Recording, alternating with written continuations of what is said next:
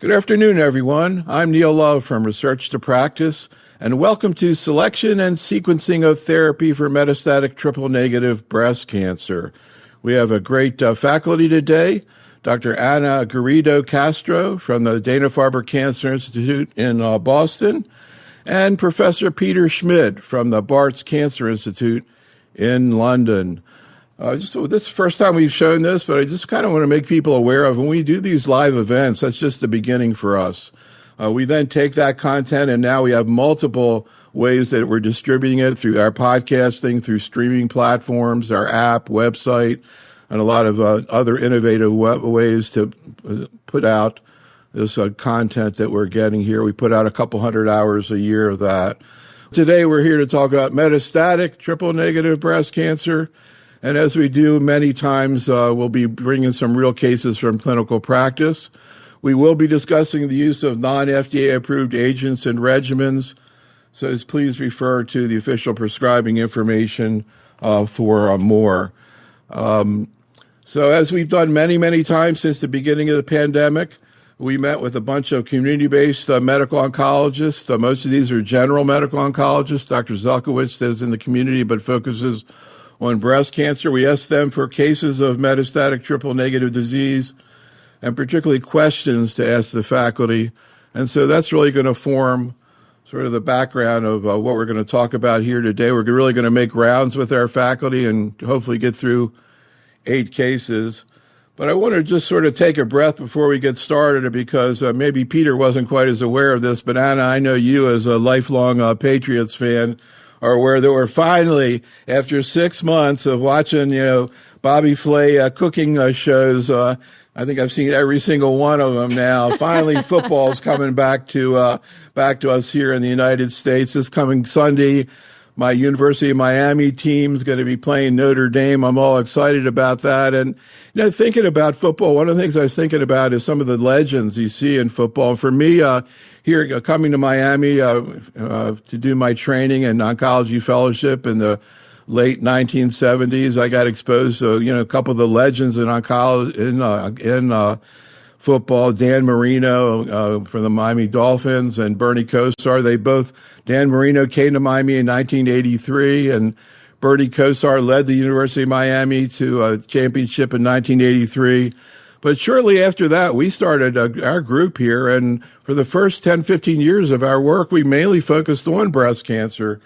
Chuck Vogel, who many of you know, and one of the master clinicians in breast cancer, was my mentor at the University of Miami. He tried to get me to become a breast cancer investigator, but that just wasn't in the cards. But I always loved working with Chuck and making rounds with him. A lot of people are new to oncology. About 30% of our audience are either fellows or they've been in oncology less than 5 years. You may not have heard of Richard Peto, but shortly after those 2 football players came in 1985, he did a presentation that really changed not just breast cancer, but oncology in general, the world overview on adjuvant therapy, which really led to the approval of both tamoxifen and chemotherapy. I remember an incredible program we did with now Sir Richard Peto and Larry Norton from Memorial together. Also, great memories of Bernard Fisher and Gianni Bonadonna, really the fathers of breast cancer, particularly adjuvant therapy. Michael Baum from the UK and many other clinicians who focus on endocrine therapy. Dr. Baum presented the ATTACK trial in, I think, 2003. All the figures we talked about with HER2-positive disease, Dr. Sledge, who led the famous 2005 education session where the adjuvant trials were presented. So just a great time to reflect back on some of these great figures. Now we have a new wave, including you two and many others who will be taking things forward. A lot of these people are still very active. But just before we kind of run down the whole story of triple-negative breast cancer, just kind of curious if either one of you have any thoughts about sort of where we came from in breast cancer and where we are right now and how some of these people contributed. Peter, any thoughts? Yeah, it's difficult where to start. These are the names we grew up with. These are the names that shaped the early breast cancer development from a surgical point of view, from an oncology point of view, from a radiotherapy point of view. And I think the research environment was very different back then. It was much more academic, but also it was more room for developing bold ideas. Studies were more collaborative, but also cheaper to run. And it's fantastic to see how many great ideas actually led to that progress we had over the last 30, 40 years in breast cancer. Anna, any thoughts? Agree. Hard to add anything to what Peter just said. It's really been amazing to see the progress and led by so many greats, and feel very honored as well to have been mentored by some of these amazing clinicians and researchers who I've had the privilege of working with over the past few years. Yeah, actually, the first interview we ever did, audio interview, was with Dr. Fisher in 1988 when the NCI alert was sent out in hard copy. They literally mailed us this thing that announced that there were going to be two trials coming out showing positive results for chemo and tamoxifen and node-negative disease. I interviewed Dr. Fisher, and we went through all the data. At the end, I said, well, what advice would you give to oncologists about this?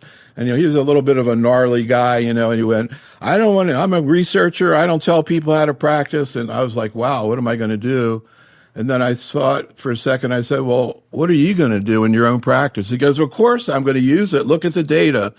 And that really became the model for what we started to do and what we're going to do here today, because we have 8 cases. And what I want to ask you is what you think about the questions these docs have. We're so grateful to have these docs presenting these cases for us to take a look at. So we're going to start out with a patient not uncommon to see in clinical practice. Elderly patient, 82-year-old woman, a patient of Dr. Favreau, a current smoker. He lives in North Carolina. There's a lot of tobacco in that area. Past history of smoking-related morbidities, myocardial infarction, stroke. Still in pretty good condition, but had recurrent triple-negative breast cancer. Here's a little bit about the case and Dr. Favreau's questions. 82-year-old female who is an active smoker, CAD, has had MIs in the past, has had strokes in the past. Initially met her in 2008. She had left-sided triple-negative breast cancer, for which she had a lumpectomy and post-lumpectomy radiation therapy.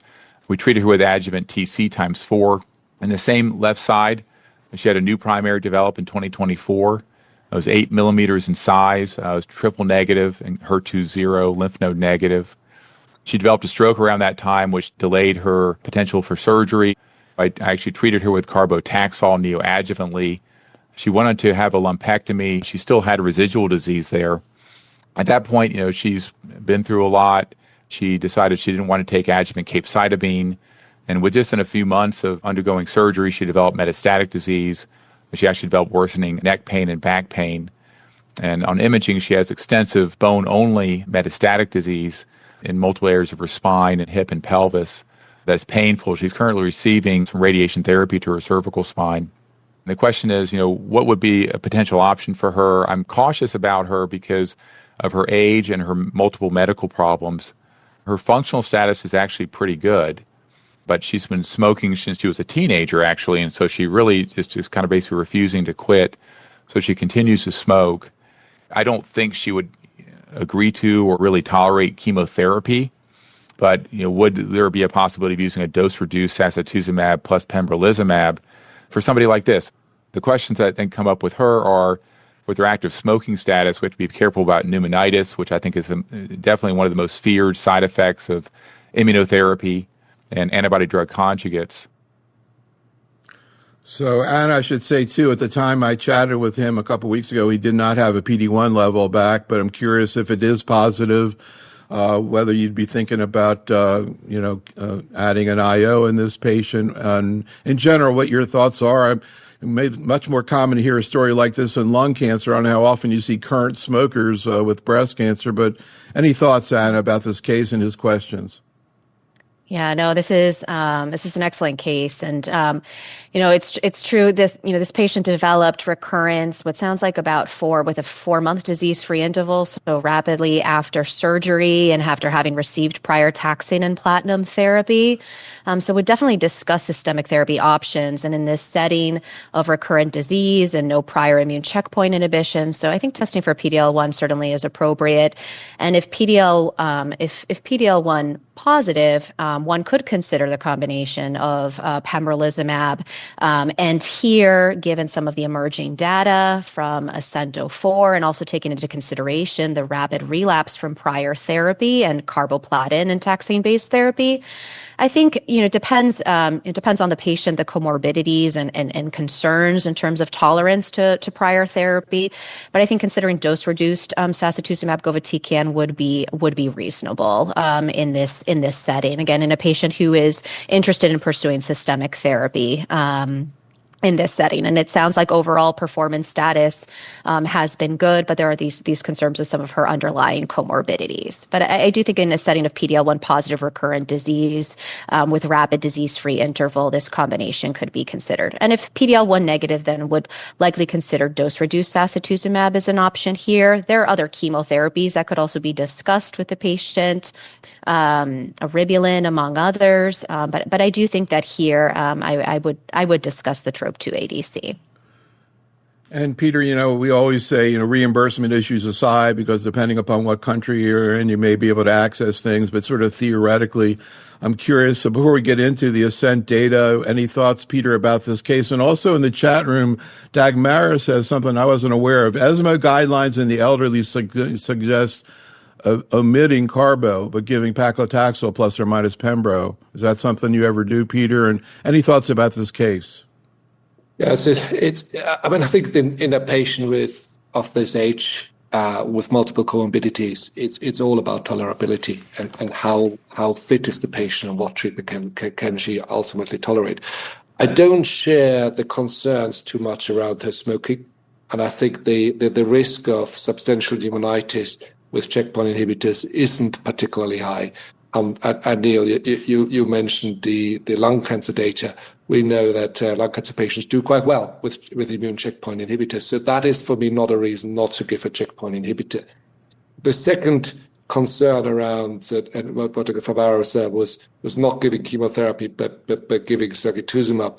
And again, from my perspective, sacituzumab is chemotherapy. It's targeted chemotherapy. It's highly effective chemotherapy, but ultimately it is chemotherapy. So it is, of course, an option, as it would be to go back in with a taxane, for example, together with a checkpoint inhibitors. We don't usually combine taxane and platinum in the metastatic setting. So it would either be platinum plus a checkpoint inhibitor or taxane plus a checkpoint inhibitor. But of course, sacituzumab govitecan and pembrolizumab have shown fantastic data. And if the feeling is that this patient may only be well enough to receive one line of therapy going forward, then that may be the most effective line. And if you think about one of the data that I was most impressed with was the duration of response with sacituzumab govitecan and pembrolizumab. Yeah. And that went up from 9 to 16 months. And I think if we can make that a tolerable treatment for this patient, that could indeed be an excellent option. And we'll take it into the data in a second, but first, Dagmara in the chat room corrects me. I thought she did a typo, but actually it's EUSOMA, European Society of Breast Cancer Specialists, a nonprofit group I see is located in Florence, always interested in new programs. But let's take a look at the data, and particularly what your thoughts are about it. Anna, this is a slide that your colleague, Dr. Tolaney, showed us in a webinar a couple weeks ago, kind of summarizing some of the guidelines or NCCN and ESMO. But I point particularly down to the bottom where you see future, where you have the ASCENT-04 trial that we're going to talk about in a second. Also, she refers back to ASCENT-03 that we'll talk a little bit, but also the other TROP2 antibody drug conjugate, Dato-DXd, that has a similar first-line trials cooking both PD-1 positive and negative with IO or not, and we'll kind of see where that heads. But kind of getting back into, and we know, obviously, I'm not going to go through in detail the standard of care prior to ASCO, was Pembro plus chemo, the Keynote 355 based on PD-1 levels. We now have 3 TROP2 directed ADCs, including, I call it SAC-TMT because I have a hard time pronouncing tirumatican, but slightly different agents, but maybe similar efficacy, slightly different tolerability issues. And anything you want to say about these TROP2 ADCs? We in the U.S. now we have Dato-DXd approved in ER-positive disease, but still, as we saw, there are these triple-negative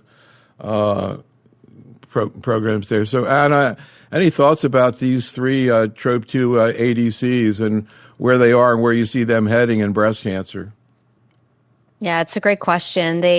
So as you showed in the previous slide, so these 3 TROP2 ADCs, they all carry a topoisomerase 1 inhibitor as their payload. They're all directed to TROP2. There are differences, though, in the drug to antibody ratio and the half-life of these drugs, and subsequently also in the dosing and schedule of administration. And I think we've certainly seen the robust data for sacituzumab govitecan in metastatic TNBC. We've seen some initial data for Dato-DXd from the phase 1/2 Begonia trial in the first-line setting for metastatic TNBC, and we await the randomized phase 3 trials in that setting. And then SAS-TMT, we've also seen some data from the OptiTROP-Breast01 trial in a very similar setting as ASCENT for sacituzumab govitecan, also with robust PFS and OS data, and we await the trials in the first-line setting. So I think, we have multiple options that appear to be emerging as TROP2-directed ADCs. There are important differences in the toxicity profile across these agents, besides the frequency of administration of the drug, the schedule of administration of the drugs.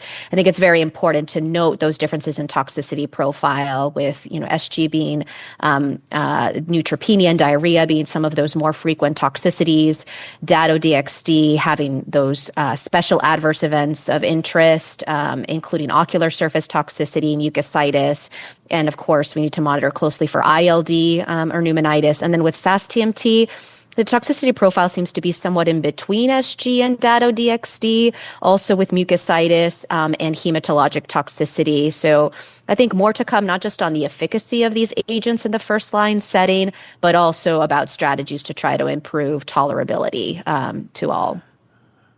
And, of course, there are many trials now going on in the first-line setting. We're going to talk about a few of them, but that's obviously a very important area of investigation. In terms of the big presentation at ASCO, the ASCENT trial, that was preceded, of course, by the triple-negative trial, the phase 3 trial, looking at sacituzumab versus physician's choice, where we saw impressive improvement, not only in progression-free, but overall survival with a hazard rate of 0.51 there. It looks like you see benefit regardless of TROP2 expression, although I'm curious whether you think in the future that might be on the table. The ASCENT-03 study, right now, all we know is very similar to the 04 study, except this is a PD-1 negative. All we know is there's a press release out that the trial is positive. Hopefully, maybe we'll see this at ESMO or sometime this fall.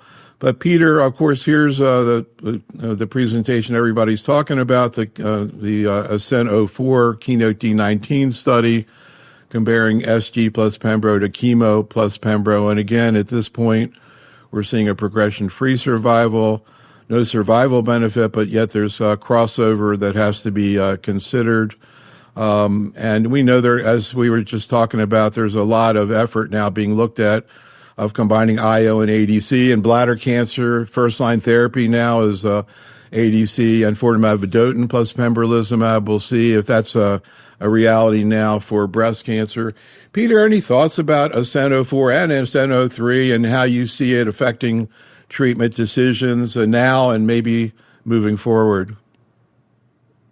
Well, the ADCs clearly have changed the way we are treating breast cancer, and it's clear that they're moving forward and forward and forward.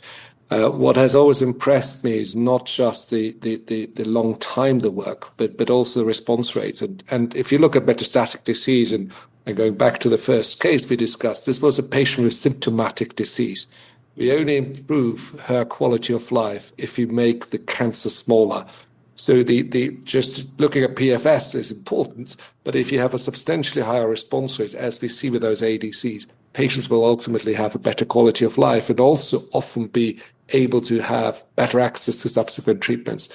That's what we see in the second, third line setting across all types. That's what we are seeing emerging with Ascento-4, and what I'm pretty confident we will see with the other ADC studies in the first line setting as well.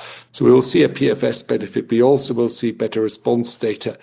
But again, one of the questions that needs to be asked is the strength of those drugs in disease settings where we already see emerging resistance, or if you have a really sensitive tumor, is there less of a delta between conventional chemotherapy and targeted chemotherapy with ADCs? So although these drugs will be better in a first-line setting compared to chemotherapy, they're also better in a second-line and in a third-line setting. And I think ultimately we will have to come up with different algorithms and choose those patients who will need ADCs or ADC combinations in a first-line setting, and those patients who may get it as a second or third-line treatment. So a couple of specific questions to follow up, Anna. First, what about the patient? And many patients with triple-negative disease are getting IO in the neoadjuvant setting. How is that going to factor into your decision about whether to use it if and when they develop metastatic disease? And also the issue, and kind of gets into Peter's question about like where, PFS2, so to speak. But how often do you see patients who don't even get to second-line therapy? Yeah, those are two excellent questions. So to the first question about re-challenge to IO, so in Ascent-04, there were very few patients, less than 5% of patients enrolled on the trial who had received prior immune checkpoint inhibition. And so the question about if and how to re-challenge for patients in the advanced setting who have received, for example, the KEYNOTE-522 regimen remains unclear. I think what we also don't know is the prevalence of PD-L1 positivity after progression on the KEYNOTE-522 regimen or recurrence after KEYNOTE-522. And so, based on some initial data, we do see that PD-L1 positivity tends to be lower in the metastatic setting compared to primary tumors. It's possible that after exposure to multiple chemotherapy regimens and prior IO, that the rates of PD-L1 positivity could be relatively low. The other point that I would make is we've seen recently published some data in terms of the time frame of recurrence post KEYNOTE-522 and other immune checkpoint inhibitor trials. And what we're seeing is that, in fact, the vast majority of recurrences post KEYNOTE-522 tend to occur within a relatively short time frame. So within a year of having completed their adjuvant therapy. And in fact, we also see recurrences during adjuvant treatment on KEYNOTE-522. And so in that setting of highly, refractory disease and patients who relapse during or within a very short disease-free interval, at least 6 months from their adjuvant therapy, that's a scenario in which I think there are limited data to suggest that re-challenging in that setting with immune checkpoint inhibition would provide benefit. We await some of the trials in the first line setting for looking at combinations of TROP2 ADC with IO that do allow rapid relapse and prior immune checkpoint inhibition. And so it's possible that those studies may shed some more light on what the activity of re-challenge with IO might be after prior exposure. But for now, and based on the data that we've seen from Ascent-04, I think particularly for the patients who relapse on or within a relatively short disease-free interval of 522, I would not likely consider re-challenge with immune checkpoint inhibition. But for those who have a more prolonged disease-free interval and who have PD-L1 positive disease at time of recurrence, that is a scenario in which the combination with pembrolizumab and sacituzumab could be considered. Curious to hear also Peter's thoughts. Well, I'm kind of curious if you could just comment on what the other point I was curious about, which is this idea of maybe holding off on the ADC in the long run. But my concern or question is, how often do you see people not make it to second line therapy? So that's also an excellent question. So to that second point, we've seen some data from different studies, including databases here in the U.S. that really show sobering data in terms of the rates of attrition from first to second line setting, and where about a third of patients diagnosed with metastatic TNBC might not be able to receive a second line therapy. And so with that in mind, really, it does underscore the importance, given the aggressive subtype of breast cancer that this is, of really trying to position the best agents first. I think the sequencing of therapy is still a very important question, unanswered question in terms of whether the antibody drug conjugate provides overall survival advantage if given earlier versus later in the course of metastatic disease. But the fact that there are patients who unfortunately are not eligible to receive second line therapy and beyond really does highlight the importance of selection of the optimal, the agent that may carry most anti-tumor activity first, while always taking into consideration the toxicity profile and individual patient factors. So I'm going to move on to the next case and get into another major issue in terms of sequencing in metastatic disease, which is the issue of TDXD and HER2 low and also ultra low. And actually, this 67-year-old woman who has PD-1 positive disease also has HER2 ultra low triple negative breast cancer. Here's Dr. Rudolph. Unfortunately, within 6 months of treatment, she developed progressive lung metastases, at which point I switched her to treatment with sacituzumab govitecan. She was on it for a year and then had further progression of lung metastases. I then switched her to eribulin. Unfortunately, 4 months later, her most recent PET scan now shows further progression of multiple lung metastases. Through all she's been completely asymptomatic. So these were all caught on routine surveillance scans.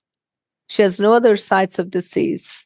While I was thinking about what next as far as her treatment choices, it's interesting that TDXD is approved only for hormone receptor positive HER2 ultra low disease.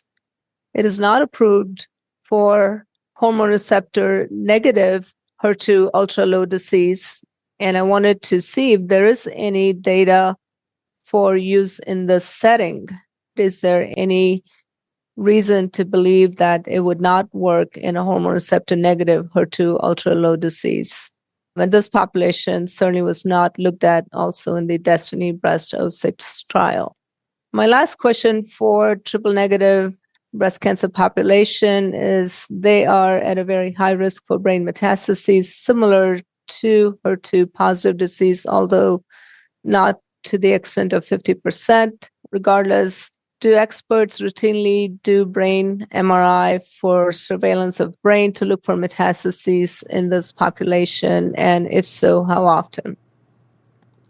So, Peter, this chapter 2 of the sequencing question, now we bring in the issue of TDXD. And again, we're not going to spend a lot of time going through the data. I think people are quite aware of what was seen with HER2 low disease and the EPIC presentation at the ASCO 2022 meeting. But also last year when we saw the presentation of data by Dr. Sirigliano looking at ultra low, and as Dr. Rudolph was saying, only in ER-positive disease. So, Peter, for practical purposes, if you could, it sounds like this patient's run out of options and yet still is potentially able to receive therapy. If you could, would you give her TDXD for, ER negative ultra low disease? And generally, how do you think about sequencing TDXD and sacituzumab in metastatic triple negative disease, Peter? I won't even ask you about ER positive. We could spend probably an hour just on that. But let's just stick to triple negative for now. Yeah, really important questions. So the first consideration is what drives resistance to an ADC? And it is, in a nutshell, either resistance to the target or to the payload.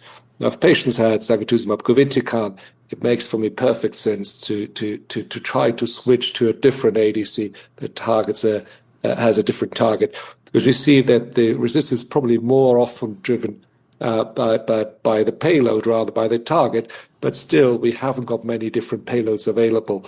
So switching from SG to TDXD does make sense. The data we have in real life from SG to TDXD or TDXD to SG and other ADCs crossovers, the activity probably goes down to a third. So the second ADC with a similar payload is likely to be substantially less effective than the first ADC. What about HER2, targeting HER2 in triple-negative breast cancer? I think the whole definition of HER2 low and HER2 ultra low is a little bit arbitrary. And we all know if we take repeated biopsies, we will make that ultra low patients with in one biopsy HER2 low. The reason why we don't give TDXD at the moment to patients with HER2 ultra low disease was that the ultra low study was just focusing on ER positive breast cancer. But if you look at the data in HER2 low expression, where we had TNBC and ER positive, there was no real difference between those two disease subgroups. So I don't have a clear reason to believe that a patient with ultra low HER2 expression won't have a benefit if they have TNBC as compared to ER positive breast cancer. But it is a challenge, and the sequencing strategies are at the moment limited by the drugs we have. And as most of the resistance is driven by the payload, switching from one topoisomerase 1 inhibitor ADC to a different topo 1 ADC is okay, but it's not going to bring us dramatically forward. In the absence of other drugs, I would do this, but our research is now focusing on new avenues there. So, Anna, I don't know whether maybe you've had any cases where you've actually used TDXD in ER negative ultra low disease. I'd be curious if anybody's seen any responses, not let alone some trial. Would you maybe think about it if you could in this 67-year-old lady? And again, how do you think about sequencing, decide what comes first? I was thinking about that current smoker we were talking about before. Would that make you a little hesitant to use TDXD or not necessarily? How do you think about these issues, Anna?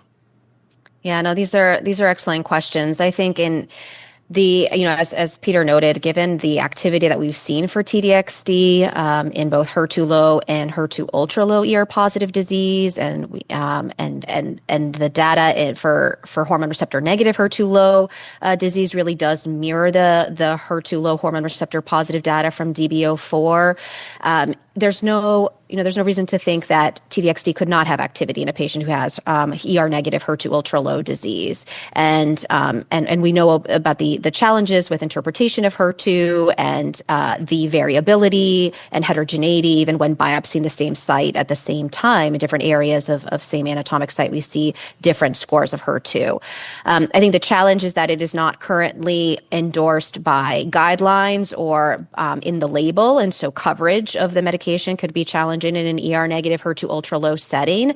There is an ongoing study, Destiny Breast 15, that is looking at the activity of TDXD in patients with HER2 low and HER2 zero, encompassing null and ultra low tumors. And there are cohorts for both HR positive and HR negative disease. And so that study may shed some light on the activity specifically of TDXD in triple negative HER2 ultra low or null tumors as well. To the question about sequencing for triple negative breast cancer, while certainly for patients who are eligible for either sacituzumab govitecan or TDXD, either option is reasonable. I think we certainly have seen more robust data for the TROP2 ADCs in TNBC with dedicated phase 3 trials demonstrating statistically significant and clinically meaningful improvements in PFS and OS, whereas the data for TDXD do come from an exploratory analysis in the triple negative setting from DB04. And just given also the clinical trials that are now looking at TROP2 ADCs in the first line setting, I think we're really seeing sacituzumab govitecan and potentially other TROP2 ADCs position themselves as the preferred initial antibody drug conjugate for triple negative breast cancer. But one could envision, a future where we adopt a more individualized approach if we have better methods for quantification of the target. There's already a companion diagnostic computational device for datopotamab deruxtecan based on TROP2 QCS scoring in lung cancer. And if methods such as this end up being developed and validated and show that they can help us select the initial antibody drug conjugate, that may be a way to, in a more personalized manner, select what is the preferred initial ADC based on that patient's tumor.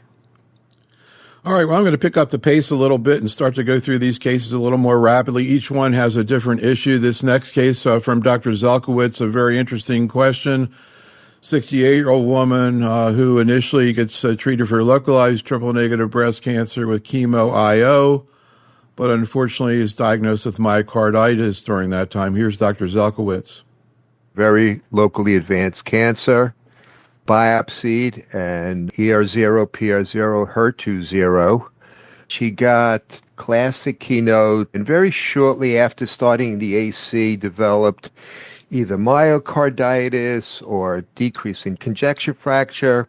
So we stopped the adriamycin and we stopped the pembro.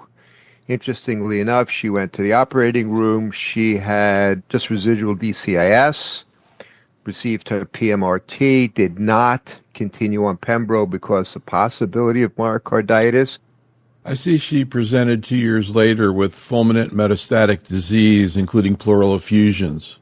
Presented sick, not unusual for a triple negative, with lots of shortness of breath, to a neighboring hospital, had a CAT scan, looked very suspicious for lung metastasis.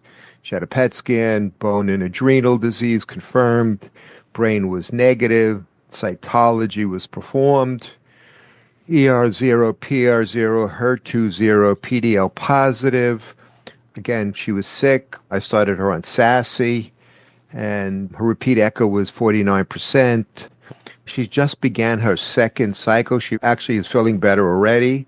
I guess the real big question is, with ejection fraction of 49 pending the input of the cardio-oncologist, would anybody re-challenge her with pembrolizumab, given the interval and that she's PDL positive? For those of us who are later in our career who have been limited to breast cancer, where we don't have that great of experience with the immunotherapy as some of the people who've been doing it longer.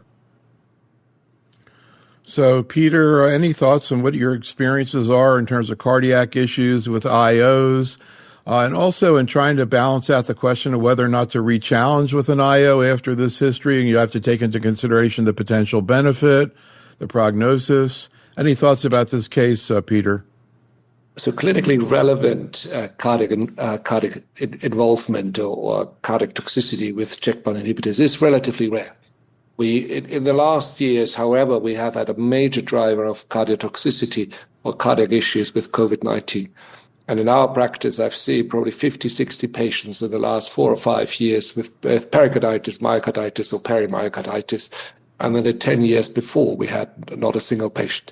So COVID-19 is one of the things to consider. Obviously, in this patient, it's unclear. She was treated through in the COVID-19 pandemic. Pembrolizumab could have contributed. AC could have contributed. The picture with checkpoint inhibitors is usually that if the LVEF is affected, that it recovers. So the fact that there is a slightly lower LVEF needs to be investigated. But looking at how transformative checkpoint inhibitors are, and the patient has a relatively good ejection fraction, I personally would consider re-challenging this patient if cardio-oncology is happy and monitoring it closely with BNT or other blood-based markers so that we see any signs of cardiotoxicity if this goes up. So it's not impossible from my perspective to re-challenge, because I don't think we have clear evidence that it was IO-associated myocarditis. I'm going to bring in another case, but also, Anna, you can comment on what Peter had to say. But let me bring up this other case, because I know, Anna, you're so committed and involved with clinical research in triple negative.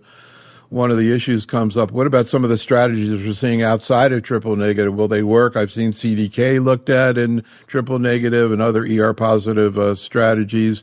In this case, then the patient has a PIK3 mutation, which we talk about all the time with ER-positive disease. Anyhow, here's the case, the 64-year-old lady from Dr. Gupta. This is also almost 5 years from her original diagnosis of TNBC, which is kind of unusual because most of these patients will present within the first 2 to 3 years.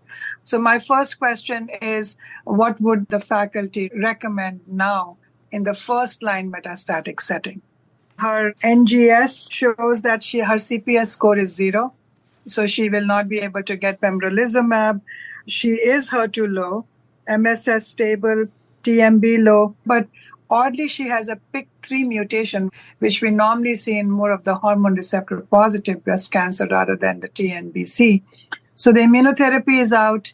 So my question was, what would be our first-line metastatic disease? Almost 5 years since original diagnosis.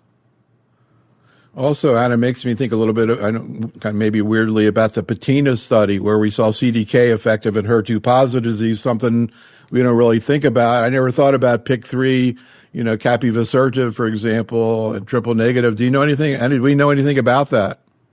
Yeah, I think we have an expert here on the call on capivasertib and TNBC, so I'll also let Peter chime in.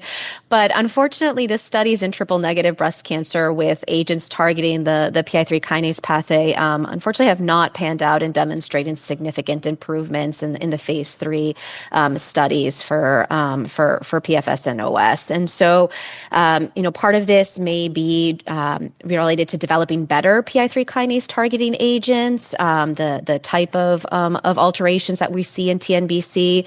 But in this patient outside of a clinical trial, I would not consider utilizing one of the PI3 kinase pathway inhibitors that are approved for ER-positive, HER2-negative breast cancer. So for TNBC, in this first-line setting, 5 years out from the initial diagnosis, PD-L1 negative, the current standard would be to consider single-agent chemotherapy if the patient does not have a visceral crisis, and one could consider doing single-agent taxane in this setting, unless the patient had a germline BRCA1 or 2 or a PALB2 mutation, where one could potentially consider a PARP inhibitor instead.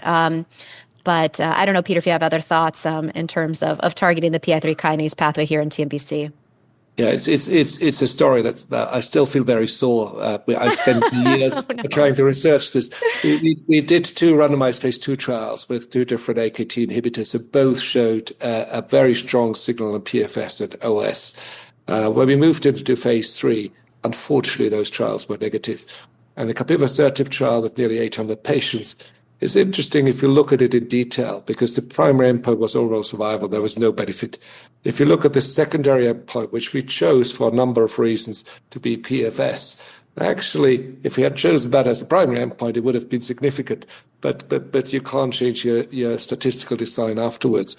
What still haunts me a little bit is I think there may be a small subgroup of patients where that pathway actually is relevant in triple-negative breast cancer, but unfortunately, we failed to demonstrate who those patients are.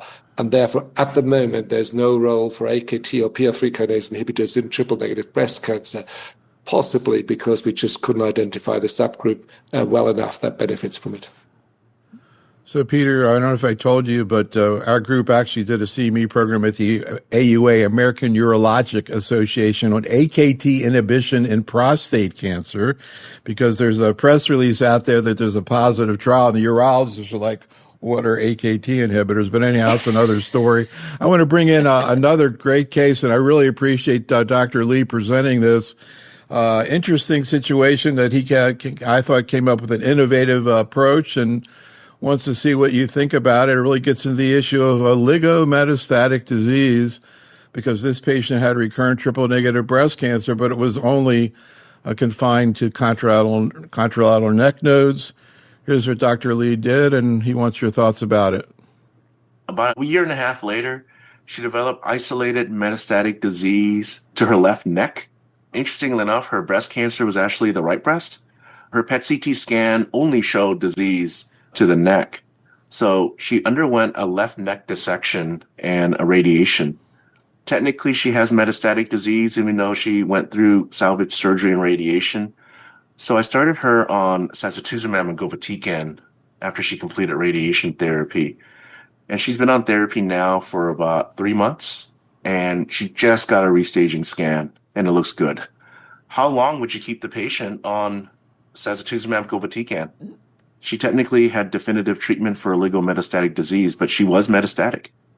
And so, I mean, I plan to keep her on it as long as she tolerates, but is there an endpoint at this point? I know a lot of academic centers are able to do serial liquid biopsies and to follow for cell-free DNA. Sometimes they are able to do it under a clinical trial. It's a little more difficult in the community.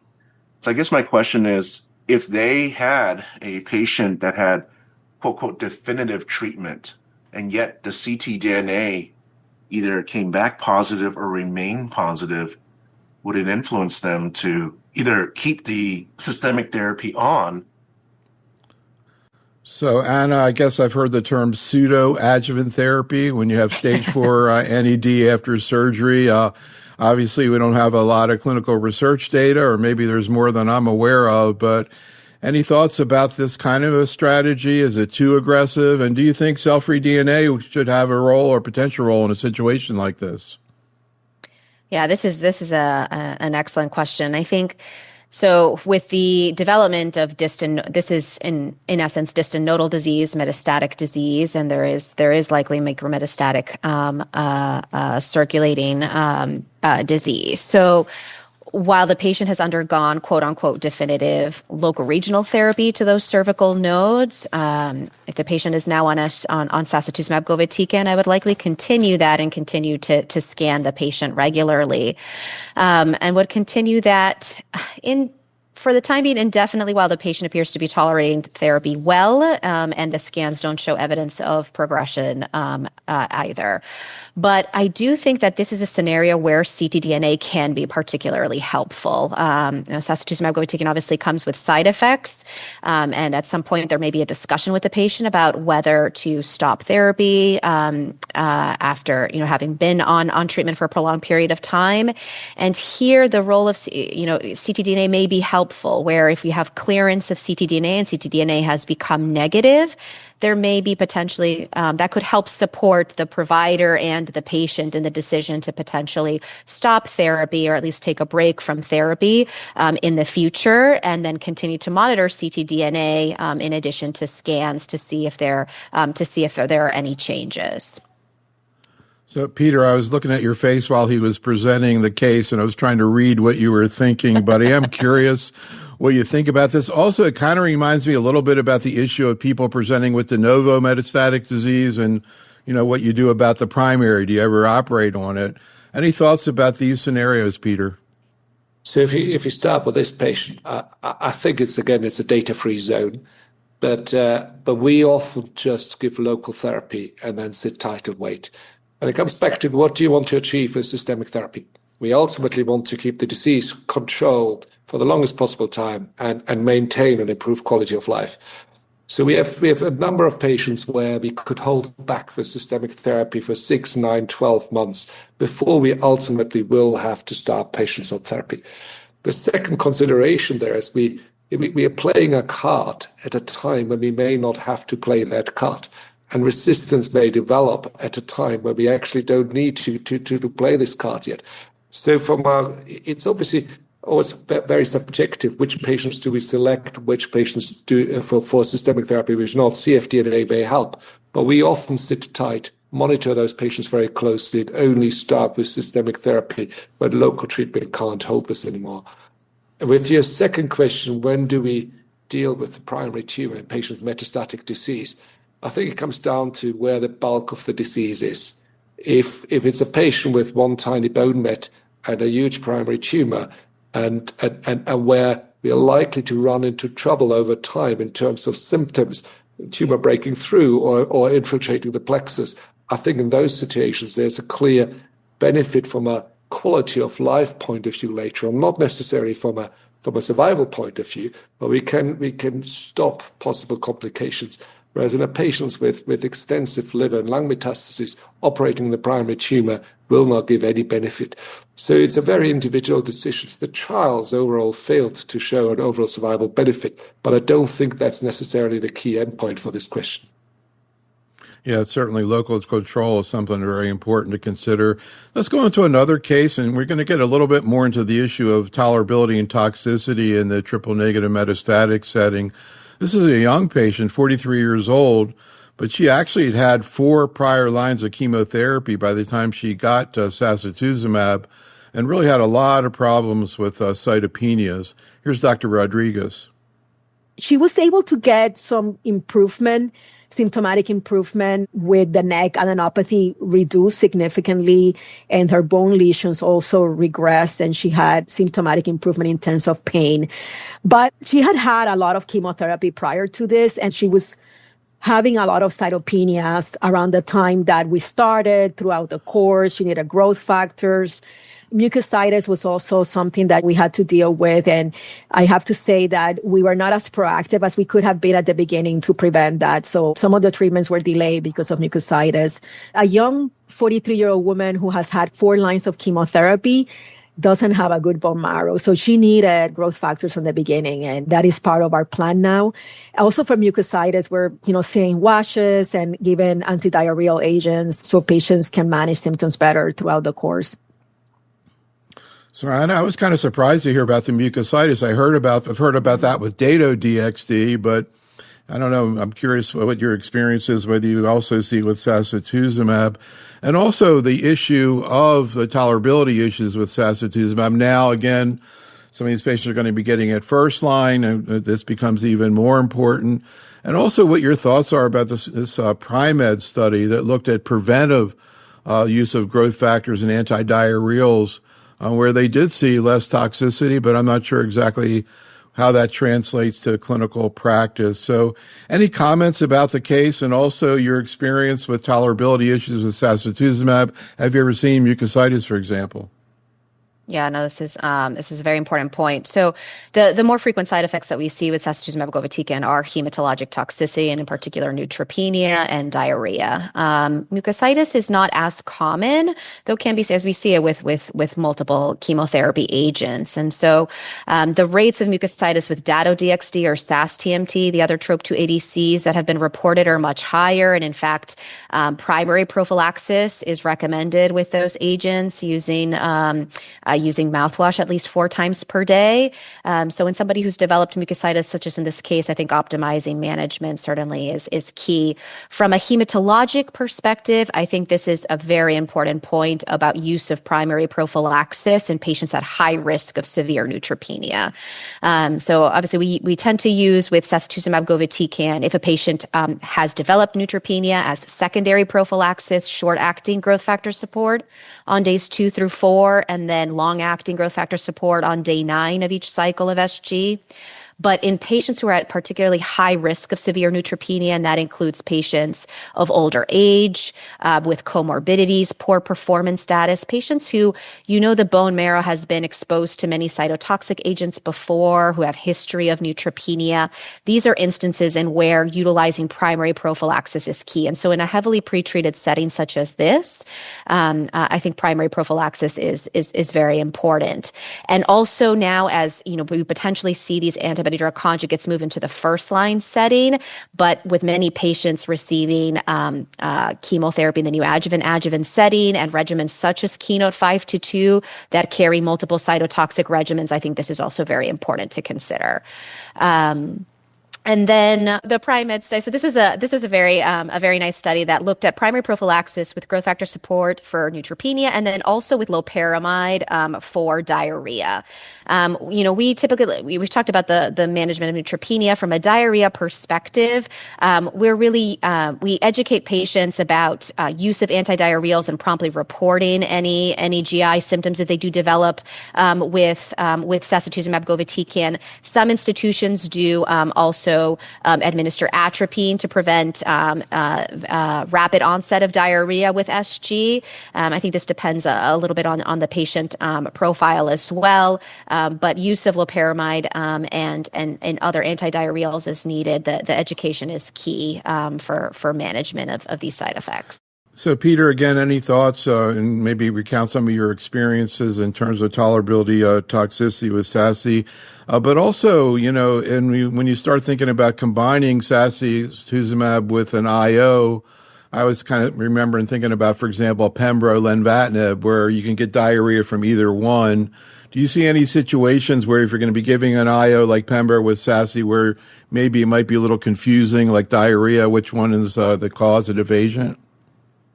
When you combine different drugs, it's never 100% clear which drug is causing a side effect. But over time, I think we've managed to get a good feel for what is more SG or what is more IO related toxicity, and that refers to diarrhea as well.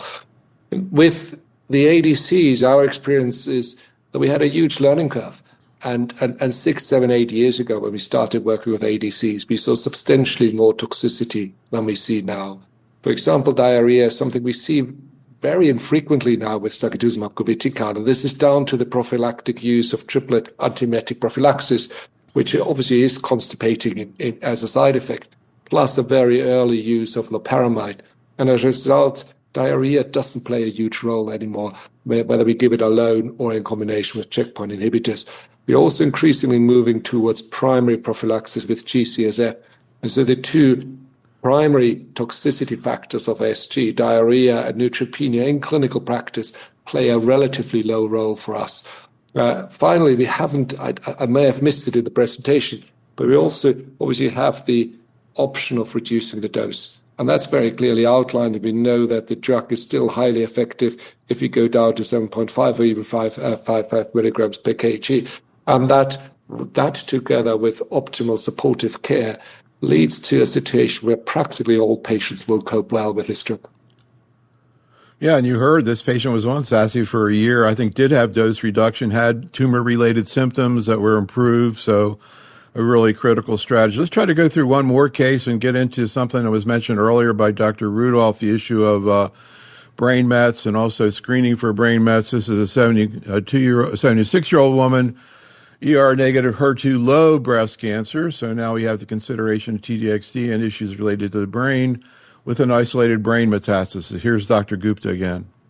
This is a patient who actually presented to us after she had altered mental status, went to the ER, was found to have a brain mass, and then they resected it, and which was found to be consistent with triple negative kind of cancer, adenocarcinoma, ER/PR HER2 negative.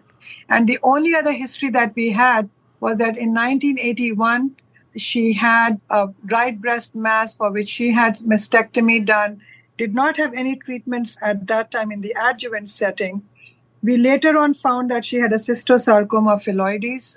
But when I examined her, I felt a lump in the scar tissue there. So I had my surgeon go and excise that. And lo and behold, we had TNBC there. So obviously the brain mets was metastatic from that. So initially, we just resected the breast mass, we resected the brain lesion, and we just observed her because there was no other evidence of disease, just because of, patient wanted that. But within a few months, then she had some lung lesions which started to grow. I started her on capecitabine. She did not tolerate the capecitabine well at all. She was HER2 low.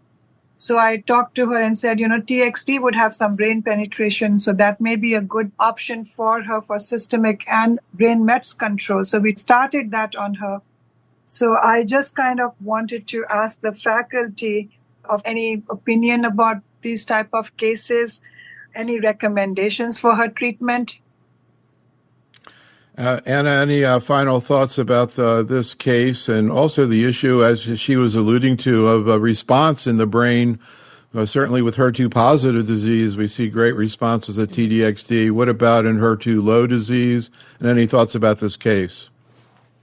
Yes, no, thank you for the question. Here, this patient now, in addition to CNS disease, also has extracranial disease, it sounds like. So I think that's also very important to take into consideration when deciding the appropriate treatment. We've certainly seen emerging data for TDXD also in smaller cohorts, looking at this in patients with HER2 low CNS, including active CNS disease, suggesting that there can also be activity of TDXD in this patient population.